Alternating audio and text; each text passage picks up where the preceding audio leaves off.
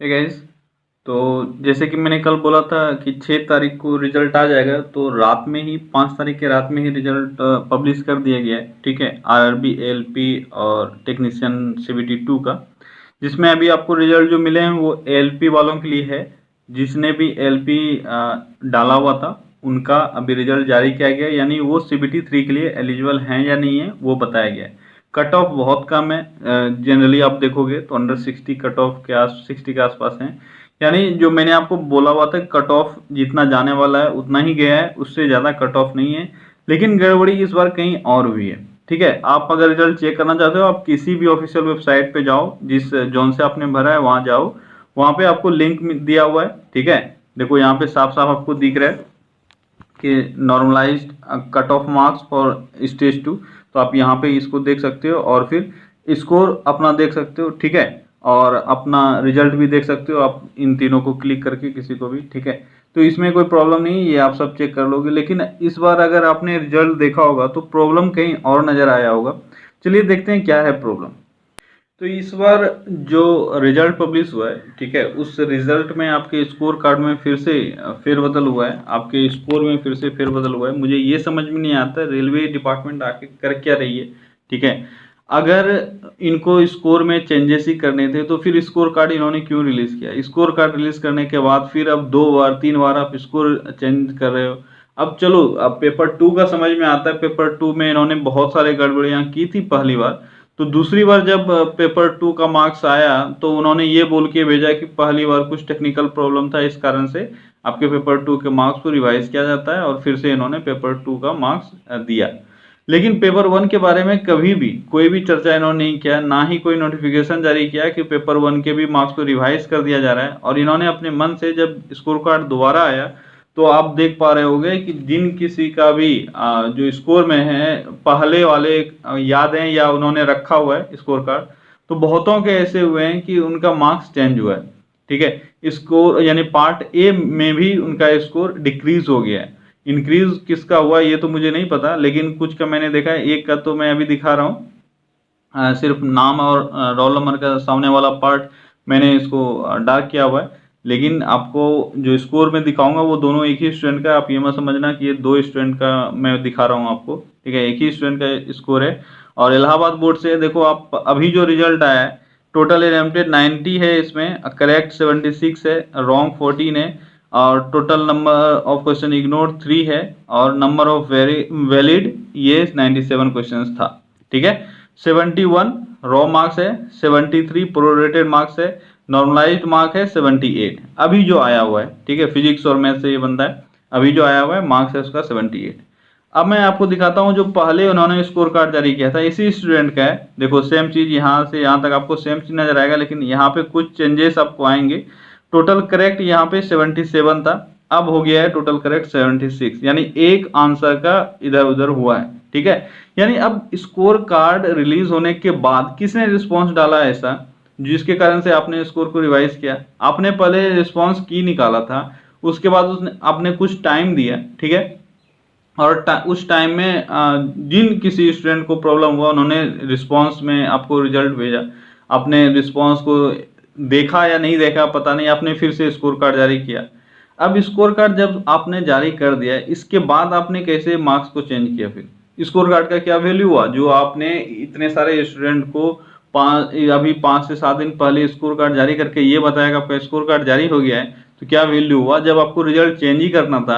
आपको जब इसी तरह का खेल खेलना था तो फिर स्कोर कार्ड क्यों आपने जारी किया? क्या पर्पस क्या था उस स्कोर कार्ड का? अब सिंपल सी रेलवे की डिपार्टमेंट की एक बात ये समझ में नहीं आती कि ये लोग इतने गिरे हुए काम कैसे कर सकते हैं। अगर किसी स्टूडेंट का अगर मार्क्स आपको बार बार चेंज ही करना था, आप पहले चेंज कर लो ना, उसको तसल्ली के साथ आप चेंज कर लो। आप बार बार क्यों रिजल्ट पब्लिश करते हो? स्टूडेंट के मन में कुछ ख्वाब दिखाते हो फिर उसको तोड़ देते हो। अब देखो ये जो पहले मार्क्स आया हुआ था ये आपको यहाँ पे दिख रहा है 83 मार्क्स था इसका टोटल। 72 रॉ मार्क्स था, 74 प्रोरेटेड और नॉर्मलाइज्ड मार्क 83। इस बार जो रॉ मार्क्स था वो 71 था, प्रोरेटेड 73 था, लेकिन नॉर्मलाइज्ड मार्क्स में इसका 5-6 मार्क्स घट गया, 5 मार्क्स इस बार शायद 78 आ रहा है। ठीक है, 5 मार्क्स से ज़्यादा इसका घट गया। देखो यहाँ 83.97 था, यानी 84 आप समझ लो। यानी 5-6 मार्क्स घट के ये हो गया आपका। यहाँ तो एक मार्क्स घटा, लेकिन नॉर्मलाइज मार्क्स में से 5-6 मार्क्स घट गया। अब ये बताओ कि इस बंदे का ये लग रहा था कि चलो 80 से अबव है तो सेफ स्कोर है, इस बार इन्होंने कर दिया इसको 78। अब ये इस तरह का एक स्टूडेंट का नहीं, इस तरह का बहुत सारे स्टूडेंट का है जो एग्जाम में इस तरह का मार्क्स उनको मिला है। अब आपको ये सोचना है कि अब क्या करना है इस रेलवे जैसे डिपार्टमेंट को, इतना घटिया डिपार्टमेंट को, जो हर बार रिजल्ट में कुछ ना कुछ गड़बड़ कर रही है। ऐसे इस देश के युवा को क्या सीख दे रहे हो आप? कैसे यहाँ पे लोग प्रिपेयर कर पाएंगे एग्जाम से, अगर एग्जाम डिपार्टमेंट से भरोसा ही उड़ जाएगा तो? क्यों, आज तक तो रेलवे ने कभी एग्जाम लिया ही नहीं ना। रेलवे में आज तक कभी भी इस तरह के एग्जाम्स को कंडक्ट ही नहीं करवाया गया था, पहली बार कंडक्ट करवाया गया, जिसके कारण से इतने सारे प्रॉब्लम फेस करने को मिल रहे हैं। अरे सुधार करने का मतलब ये नहीं होता है कि आप चूसते जाओ, आप स्टूडेंट को बर्बाद करते जाओ। ठीक है, मार्क्स में गड़बड़ अगर हुए हैं तो आपने पहले नोटिस जारी किया, आप मार्क्स में चेंज कर रहे हो, तो स्कोर कार्ड का मतलब ही क्या हो गया? अभी मान लो एलपी वालों का रिजल्ट आया, टेक्नीशियन का रिजल्ट नहीं आया है, तो अब तो फिर से जब रिजल्ट आएगा उस वक्त फिर से मार्क्स चेंज हो जाएगा। और हो सकता है कि 78, इनका 83 से 78 हुआ है, 78 से अब 70 हो जाए। हो सकता है वो बच्चा 40 से नीचे आ जाए। क्या रहे हो तुम लोग को? जब मन हुआ एक क्वेश्चन बढ़ा दो, जब मन हुआ एक क्वेश्चन घटा दो, ये क्या कोई मजाक चल रहा है क्या? तो रेलवे का इतना घटिया घिनौना खेल। अब आप देख रहे हो कि जब ग्रुप डी भी 100 मार्क्स का हुआ था, और ग्रुप डी का जब मार्क्स को नॉर्मलाइज किया गया तो कितने ऐसे बंदे थे जिसका 70 से सीधा 100 पहुंच गया, 93 पहुंच गया। किसी का 80 मार्क्स जिसका आ रहा था उसका 120 आ गया, 111 आ गया। इस तरह का नॉर्मलाइजेशन हुआ था। और एलपी वालों का देख रहे हो, एलपी वालों में जब स्पेशली फिजिक्स और मैथ वालों को बात करें तो नॉर्मलाइज होने के बाद बहुत कम इंक्रीज हुए हैं। तो चलो वो सब उनके फॉर्मूला का खेल समझ में आता है, लेकिन यहाँ पे ये क्या हुआ कि सबका मार्क्स आपने डिक्रीज क्यों कर दिया? बहुतों का ऐसा हुआ है। अब इंक्रीज भी अगर किसी का हुआ है तो वो तो मुझे नहीं पता, लेकिन जो भी मेरे पास अभी तक आए हुए हैं वो सब डिक्रीज होने वाले ही हैं। किसी का 5 नंबर, किसी का 6 नंबर, 5 से 6 नंबर का डिक्रीमेंट सब में हुआ है। अब आगे क्या होगा, कट ऑफ किस तरह से जाएगा? देखो अभी सबको एक्सपेक्ट कर रहे थे, अगर मान लो 80 से एवं जो हैं वो सब सेफ हैं। अब जो 80 से नीचे आ गए, अब आगे के रिजल्ट पे डिपेंड करेगा कट ऑफ क्या होगा। अब क्यों ऐसा किया गया, कौन सा क्वेश्चन ऐसा गलत हुआ, वो तो फिर से अब जो रिस्पॉन्स किया उसको चेक करना पड़ेगा। अब बस चले तो इनका फिर बाद में कुछ और भी क्वेश्चंस को गलत करके ये और डिक्रीज कर सकते हैं। रेलवे का ये गोरख धंधा है। मैं तो रेलवे के इस रवैये से बिल्कुल खुश नहीं हूँ, और बहुत सारे ऐसे स्टूडेंट होंगे अभी जो शायद रेलवे के इस तरह के रवैये से नाखुश हो गए होंगे, उनको एग्ज़ाम के लिए प्रिपेयर करने का इच्छा नहीं करता है।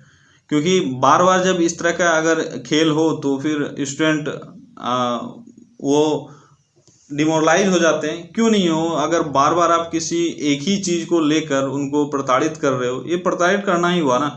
आपका अगर शुरू में मार्क्स आया था 70, तो आपने अगर 70 वो देख लिया तो चलो ठीक है, कोई बात नहीं, 70 आ गया, आपको ये लग गया कि मैंने एग्जाम के लिए अच्छे से प्रिपेयर नहीं किया था, हो सकता है कुछ गड़बड़ हो गया। अब आपका रिजल्ट आ गया 83 आ गया, अब इसको घटाकर फिर 76 कर दिया गया, 78 कर दिया गया।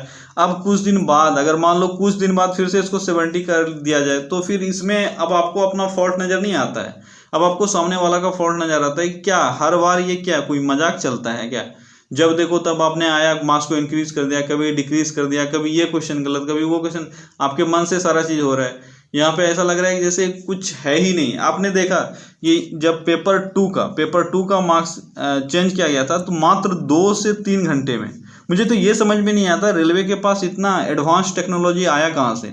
मात्र 2 से 3 घंटे में जितने भी रिजल्ट थे उन सबको रिवाइज कर दिया गया और मार्क्स को इंक्रीज कर दिया गया पेपर 2 में, क्योंकि उनका कुछ गड़बड़ी हुआ था। ठीक है, गड़बड़ी हुआ तो फिर 2 से 3 घंटे में सबका मार्क्स हो गया अपडेट। इसका मतलब वहाँ पे कोई खेल ऐसा चल रहा है जैसे मान लो सिर्फ मार्क्स को एंट्री करते जाओ, कुछ उनका अपना एक फॉर्मूला है, उस पर बिठाओ, मार्क्स को एंट्री करो, मार्क्स को एंट्री करो, क्योंकि इतने सारे स्टूडेंट का मार्क्स अपडेट करना कोई आसान बात नहीं है। अब इन्होंने फिर से एक क्वेश्चन किसी का डिक्रीज कर दिया, किसी का इंक्रीज कर दिया, उसके बाद मार्क्स को रिवाइज कर दिया फिर से। मतलब जब तक आपके हाथ में ज्वाइनिंग लेटर नहीं आ जाता है तब तक आप समझो आप सिक्योर नहीं हो। हर बार आपका जब मार्क्स आएगा तो वो रिवाइज होकर ही आएगा, और ये लोग नौटंकी इसी तरह से करेंगे। अब मुझे तो बहुत ज़्यादा फ्रस्ट्रेशन हो रहा है उन स्टूडेंट्स के लिए जिनका मार्क्स अभी डिक्रीज हुआ है, उनके माइंड स्टेटस को देखने के बाद क्या उन पे गुजर रहा होगा, जिनका मान लो जो अपने आप को सिक्योर फील कर रहे थे अब वो इनसिक्योर हो गए हैं क्योंकि उनका मार्क्स फिर से डिक्रीज हो गया। तो उनका एक आप साइकोलॉजिकली एक देखो उन स्टूडेंट के दिमाग पे क्या असर होता होगा। तो ये सोचने वाला कोई नहीं है यहाँ पे, सिर्फ एक अपना एक स्ट्रेटेजी ये लोग बना लेते हैं कि हमको क्या करना है। अब इसमें भी कहाँ पे क्या गड़बड़ी हुआ है, कहाँ पे घोटाला हो रहा है, ये तो किसी को नहीं पता। मैं अभी बोल नहीं सकता हूँ कि रेलवे डिपार्टमेंट घोटाला कर रही है, ये क्या कर रही है, क्योंकि ये क्वेश्चन में भी इस बार जो correct number of correct questions हैं उसमें भी इन्होंने कमी कर दिया है। तो अब ये मैं बोल नहीं सकता हूँ कि गड़बड़ कहाँ पे है, पर गड़बड़ कहीं ना कहीं तो हुआ है। चलिए देखते हैं आगे अब क्या होता है। अगर आप लोगों के मार्क्स में भी इस तरह के चेंजेस आए हैं तो आप लोग कमेंट में बता सकते हो, फिर देखते हैं क्या आगे होता है।